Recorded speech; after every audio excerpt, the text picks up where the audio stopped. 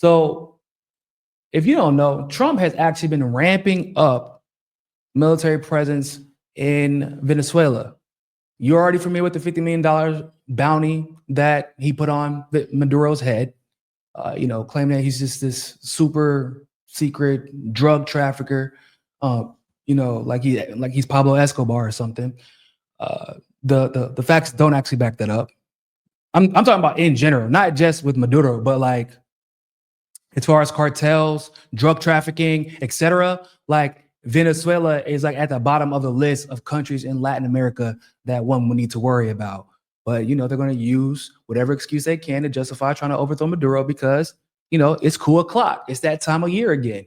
And every time Trump has been in power, there's been an attempt, successful or unsuccessful, to coup Latin American leaders.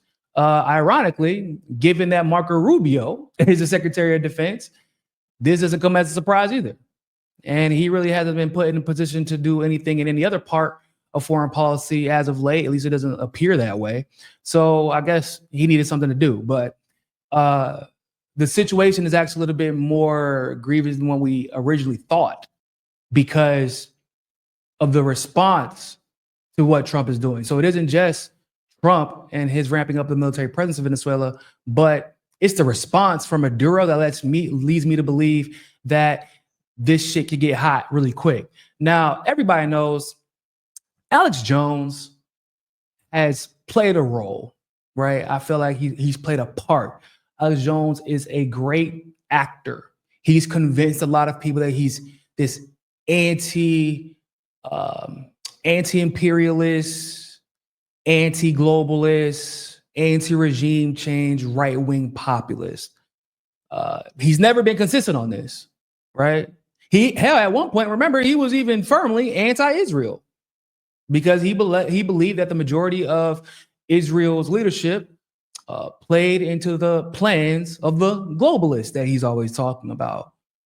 Now, when he came back to social media, when he was allowed back on all platforms, I was very clear from the jump. I said, for the same reason when everybody decided to take him off at the same time, like, I don't know how you decide that one person violated every single one of your terms and services all at once without consulting with anybody. Like, y'all, that's weird. I said at the time it was a test.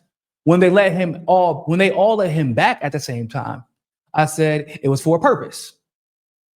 It was to push narratives. And he's proving me correct. Okay. So before we dive into what's going on with Venezuela, look at this wild, insane take by Alex Jones.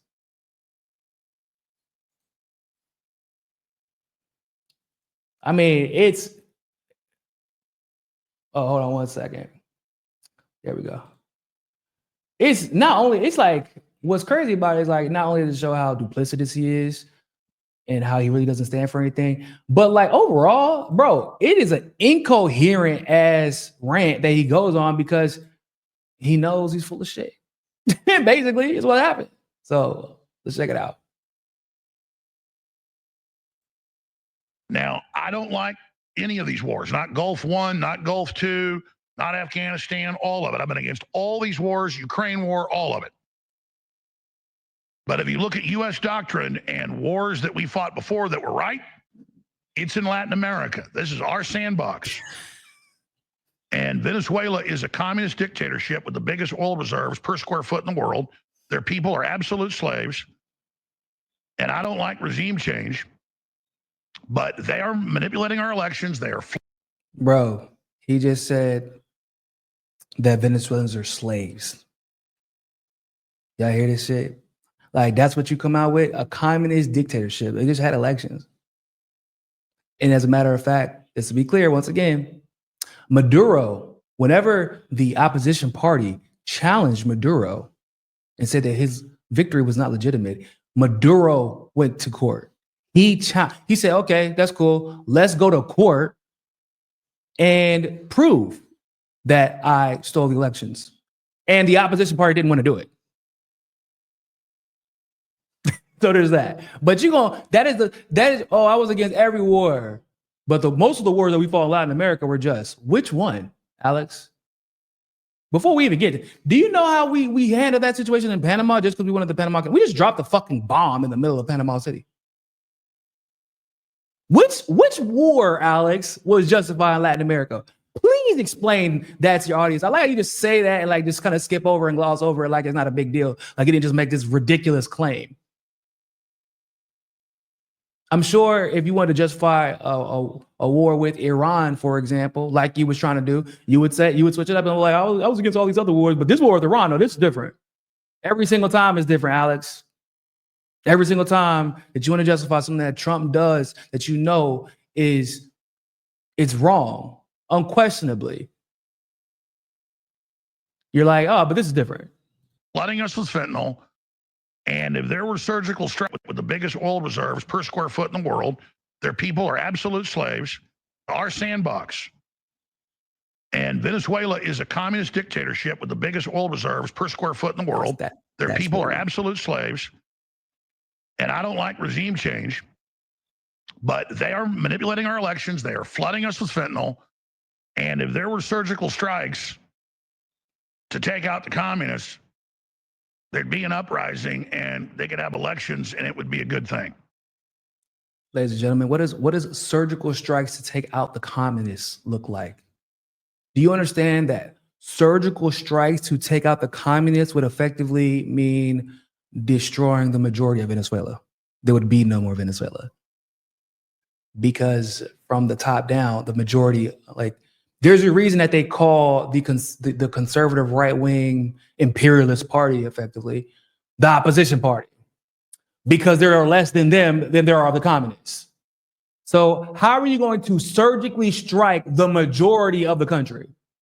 That is what we would normally call a full-scale war. But he was very clear about the motivation for Trump. You heard what he said? The largest oil reserves in the world. That's what it is. You could have stopped there. You could have just stopped there. So I'm not one to ever push offensive stuff, but they started it, so it's really defense. Yeah, where they started it. Okay. So I'll say it. I am for removing the Venezuelan dictatorship. But by the extension, the cartels back down and have basically slashed fentanyl production 90+%. I mean, they're killing their own people that do it. That's well known. Haven't even been in mainstream news. So yeah, I don't even know what that. Okay, so remember when I said like he is rambling and obfuscating? Like, bro, what is that? What did he just say? He knows he's full of shit, right? Someone has told Alex Jones, if you still want access to the Trump administration, you are going to say this. If you still want access to those contacts that you have, here's what you're going to get on your show and say. And he's trying to work backwards from a conclusion that he was handed, and he's not selling it at all. Like, what are you talking about? The cartels back down and have basically slashed fentanyl production 90+%. I mean, they're killing their own people that do it. That's well known. Haven't even been in mainstream news. So it's kind of like Trump. I'm going to come get you in Mexico now because of what you did before. And the CIA was basically allowing all that, running a lot of it under Obama and then under Trump's nose. And then, with Biden, it got worse. So yeah, okay. By that extension, I mean, for those that don't know, Trudeau allows the use of it. It's decriminalized. And they turned a blind eye to its production. Most of it comes out of Canada now. That's on record. So I just now most of it comes out of Canada. Okay.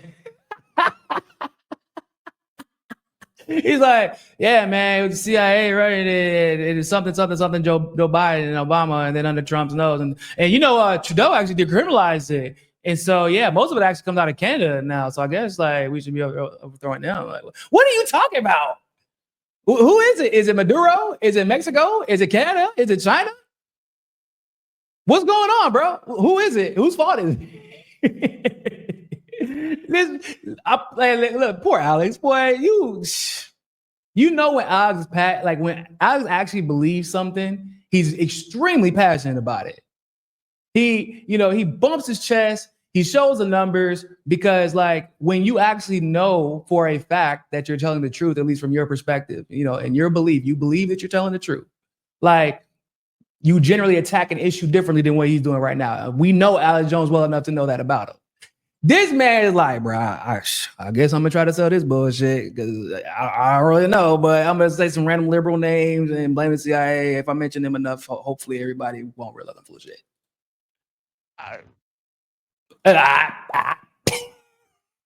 Yeah, do we have a right to go blow up the cartels? Yeah. But they rolled over, basically. Now they rolled Venezuela over. is the 800-pound gorilla. Huh?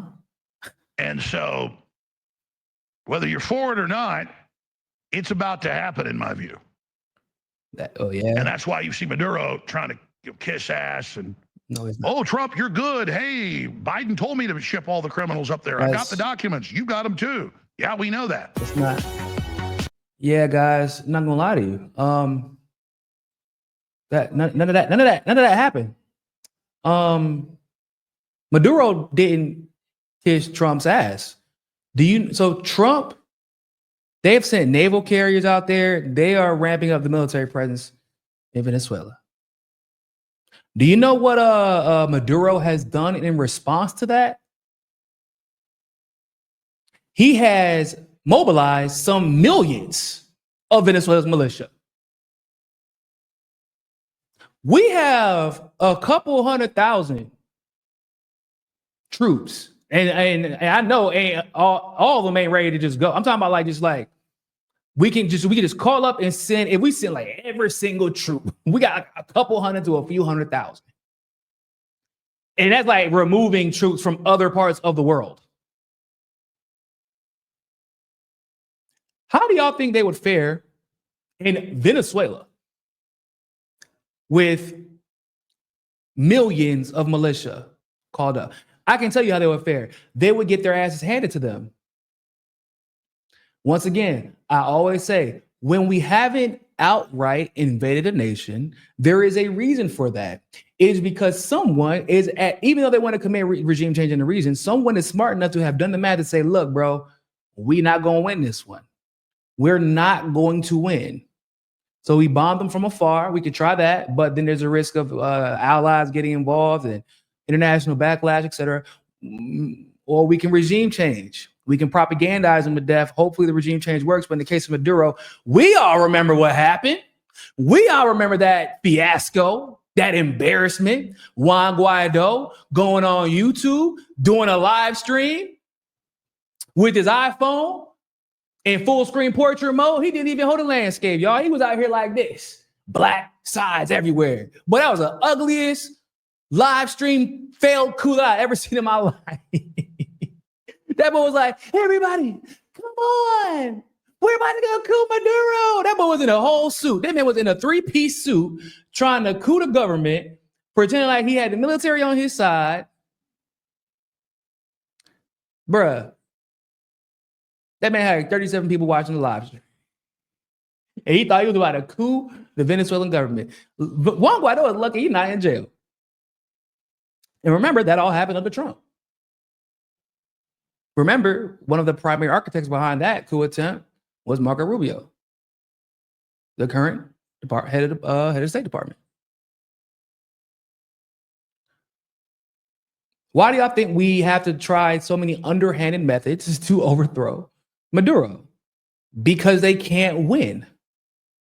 And to be completely honest with you guys, I don't think that Trump or the empire in general really considers how much damage that they are doing to their reputation every time they try to flex like this, ultimately to deliver zero results in the end. Because here's what happens, y'all. He pretends. So he sends these crews, these naval cruisers. He sends, reserve troops. He does that. They do that little thing where they just hover around the region with a couple of nukes, where they pretend like they're ready to pop off. right? We know how they do. They do it with China all the time. They did it with Iran. That's what they do. They did it with Yemen, right? Okay. So then Maduro responds with calling up millions of his militia. That's not even including his actual Venezuelan full-time military. Okay. So then we respond with what? How does the U.S. respond? With more talk and more circling the region, more accusations, but no smoke.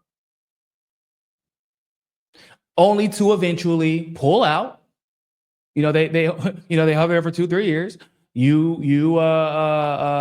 elections get held. Trump obviously isn't going to win because he can't run again. It's going to be a different Department of State. They pull out, and everybody realizes you were just all talking in. What happened with in Africa, everybody? With Niger, with Burkina Faso, and with Mali. They were like, we're gonna get eco-wise. We're gonna, France is gonna do this and NATO's gonna do that. Okay. We're right here. Come on. We're waiting. Do what you said you was gonna do. Actually, what we're going to do, France, we up out of here. We can't even actually win. So France, we gone. ECOWIS, desist. NATO wants no part in it. With Iran, Trump tried to pretend like it was a huge victory in Iran, right? When they bombed those nuclear facilities, but then Iran was like, no, we'll actually be back up and running in a couple of months. And then Trump was like, we'll consider this done. We did our part. Yeah, America. No, y'all didn't. Y'all just sent a couple bombs, pretend like you won, and then turned the tail and ran. This is after the last time Trump was president, where Iran literally said, here's what we're gonna do. We're gonna bomb here, here, here, and here, and we dare you to respond. If you let us handle our business in response to this assassination that you just committed, we will let it ride. But if you try to respond again, then we will do what we gotta do. And Trump was like, yeah, okay, cool. So how many times do you think you can get away with doing all this talking, guys? And the rest of the world actually starts to take you seriously. Or like they just are keeps taking you seriously, rather. They're not going to take you seriously because we all know you not about shit. You just are doing a little naval thing, circling the block. Y'all couldn't even beat Yemen, bro. Y'all could not beat the Houthis. Why would Venezuela be concerned with a U.S. Navy that couldn't beat the Houthis? That had to deuce out on the Houthis. Come on, bro. Let's check out the Trump administration's comments, the official comments, rather, on the situation in Venezuela.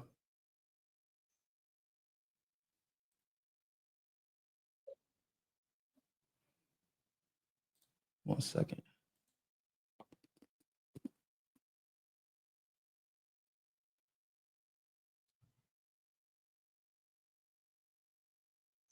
Well, there'll be a lot of distracting going on. That's what I'm saying. A lot of distracting.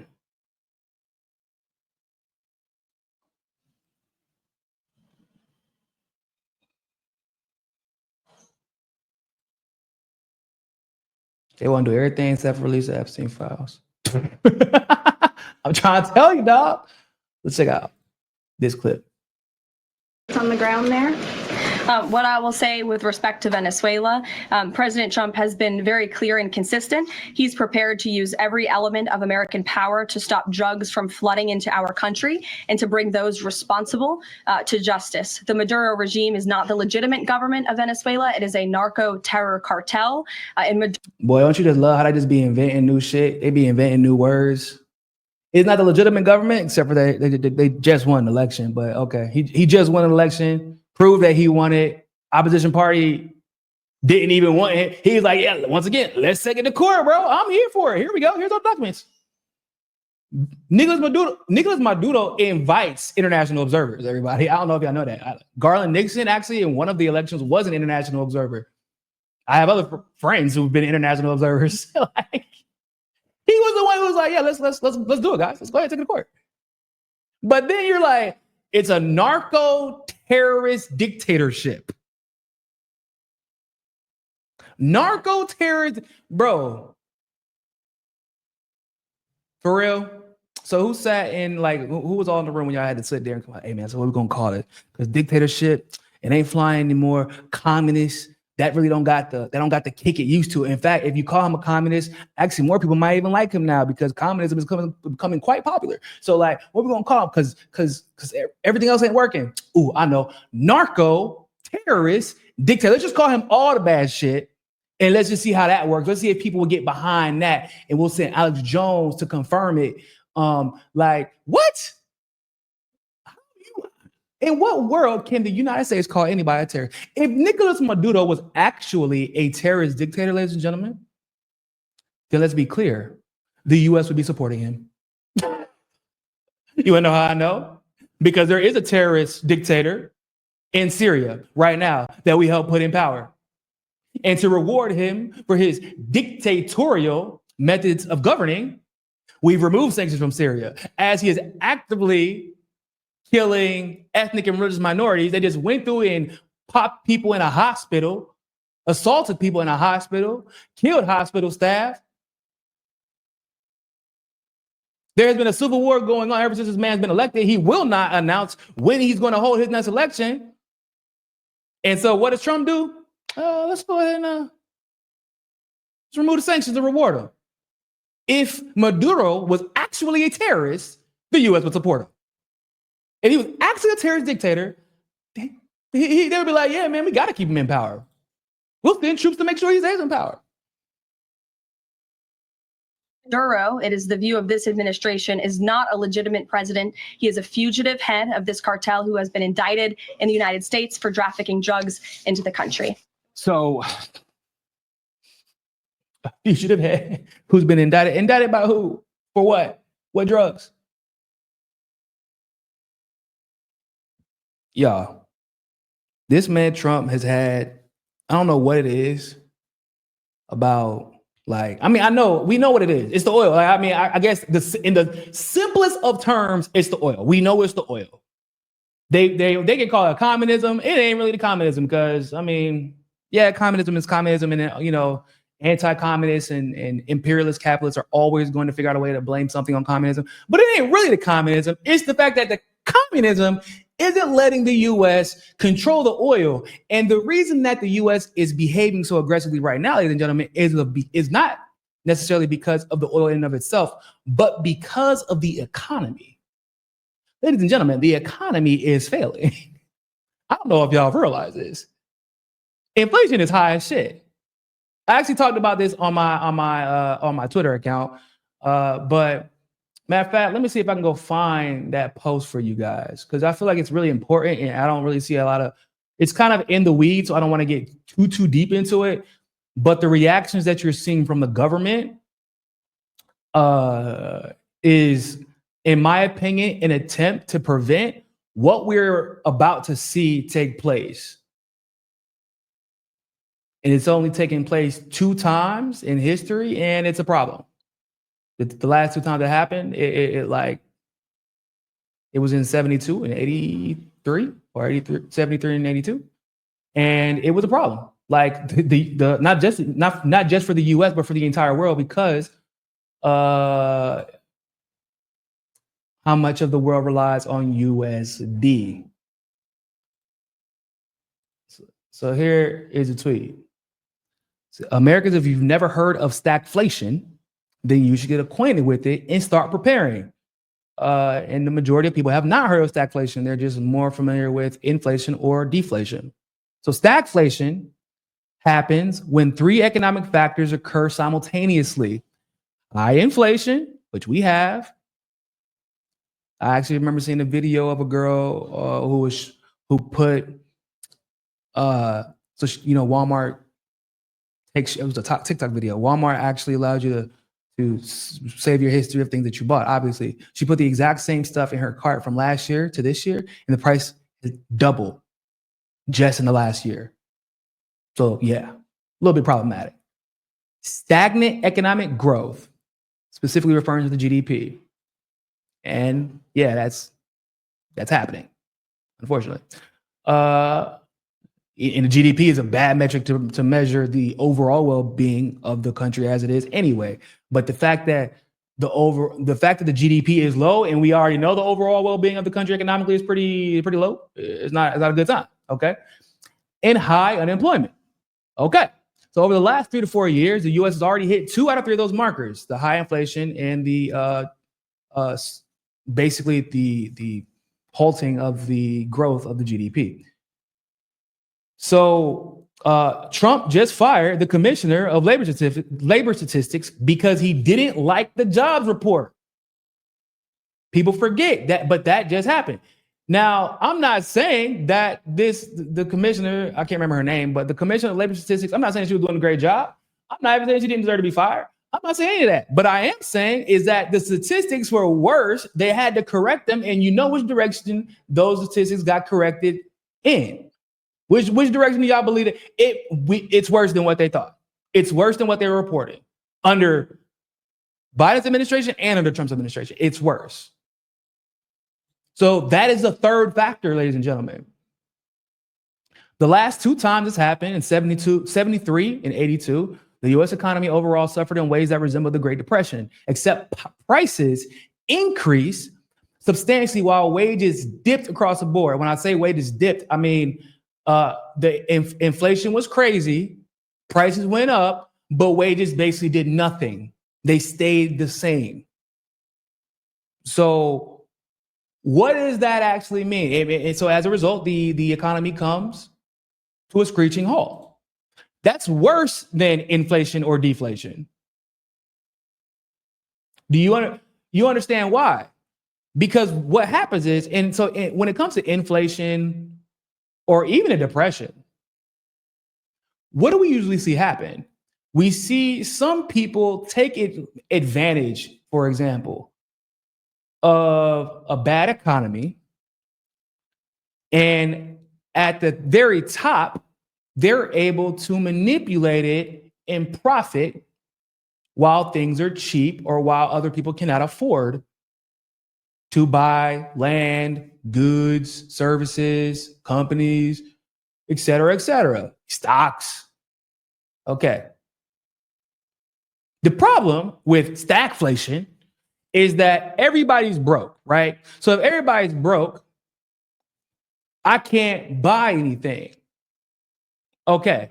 But if I'm a business owner, small or large, I need people to work. The problem is nobody's buying anything. So I can't hire people to work.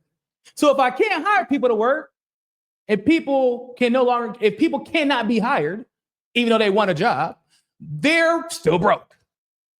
So if I'm broke, I can't buy anything. And if I can't buy anything, I can't pay that business. And if that business is not getting money, I can't buy. Do you see the cycle here? What's going on, Nick? What's going on, my good brother? My hotspot brother in the chat. But do y'all see the problem here? Do you see the cycle? This happened in 72 and 83, and it lasted for years. So now you understand why they're like, there's this massive push again. Yeah, they want to overthrow, they've always wanted to overthrow Maduro. That's not new. But the aggression that we are seeing come out of this administration, because it's not just against Maduro, it's just that he's the face right now.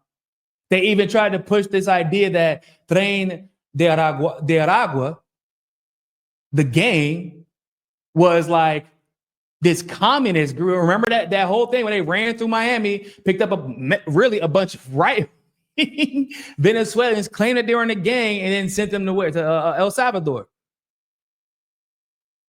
And claimed that Tren de Aragua was part of his like Maduro communist plan to try. When in actuality, they hate each other.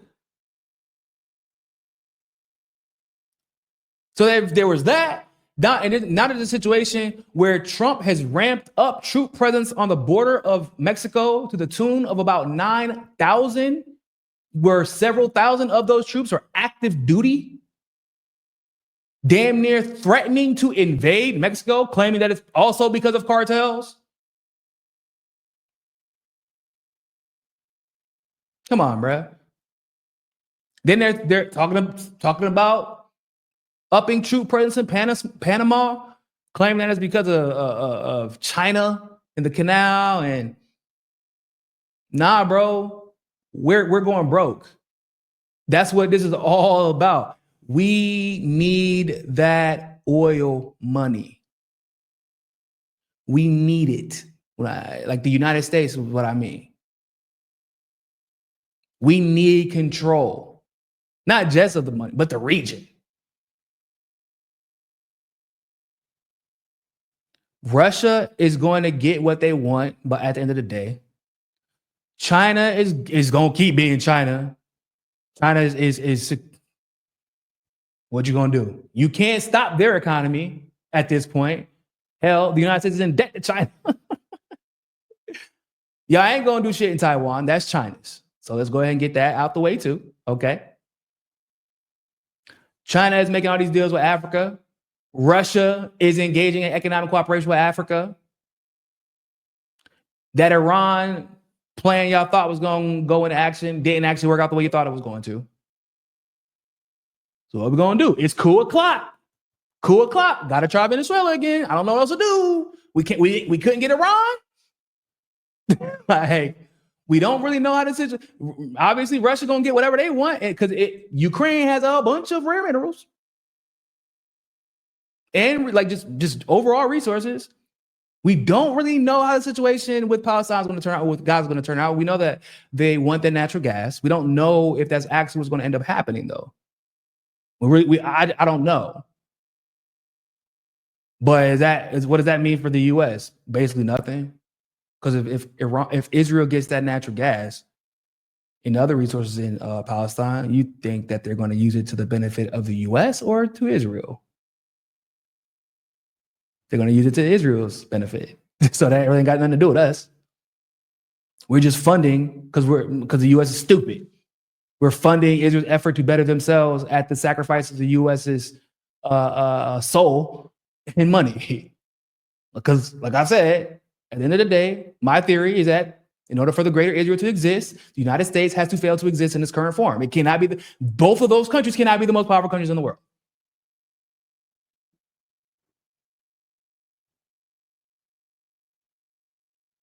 RIP. But we're going on the road. We are off the rails on a crazy train right now, y'all. And all this shit that we seeing it's like major distractions from the Epstein client list to the economy, everything that they should be talking about and worrying about, to all the promises that are being broken. So they just lather, rinse, repeat. But it ain't gonna go down like that, y'all. I'm just telling. Hey, look, don't join the military. They setting y'all up.